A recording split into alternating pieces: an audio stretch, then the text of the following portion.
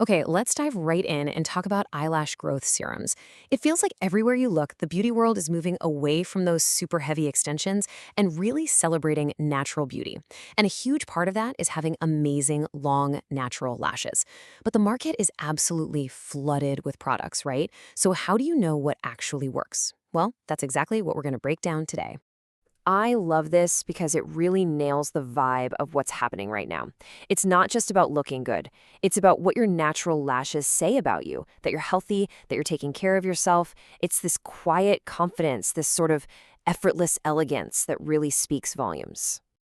So consider this the start of our quest. There is so much noise and confusion out there when it comes to lash serums. Our mission here is to cut right through all of that and help you figure out what you really need to know to get those gorgeous, healthy lashes you're after.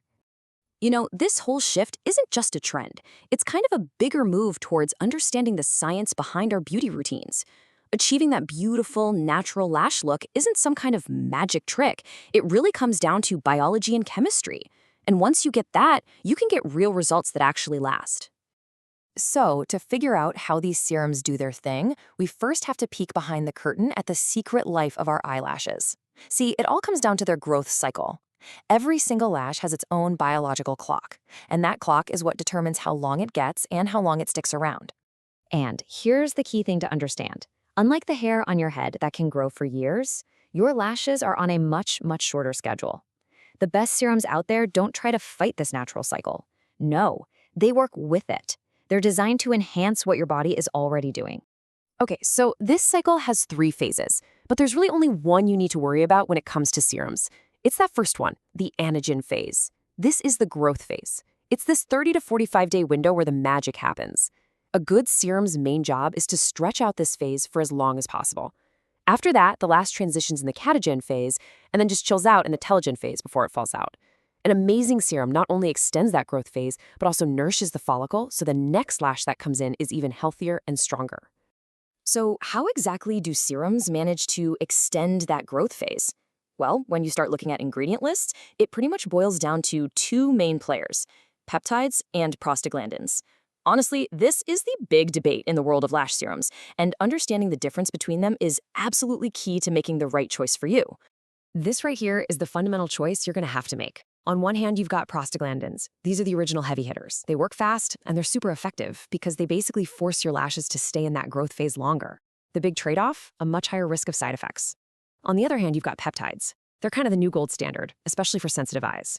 Think of peptides as superfood for your follicles. They deliver the amino acids, the building blocks, that fortify your lashes from the root up. The results are a bit slower for sure, but it's a much gentler and healthier way to go. So, when you're standing in the aisle or scrolling online, what should you actually look for on the bottle? Well, if you're going for peptides, keep an eye out for something called myristoyl pentapeptide 17. It's one that's actually been clinically proven to work.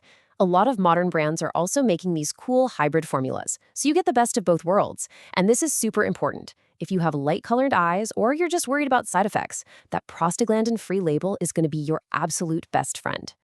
Okay, but with powerful ingredients, there are always potential risks, and it's so important that we talk about them.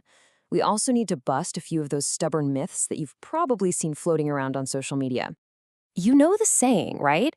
With great power comes great responsibility. And it is so true here. Some of these serums have incredibly potent formulas, and you have to respect that. At the end of the day, the health of your eyes is way, way more important than how long your lashes are. So let's talk about the big ones, especially with those prostaglandin-heavy serums.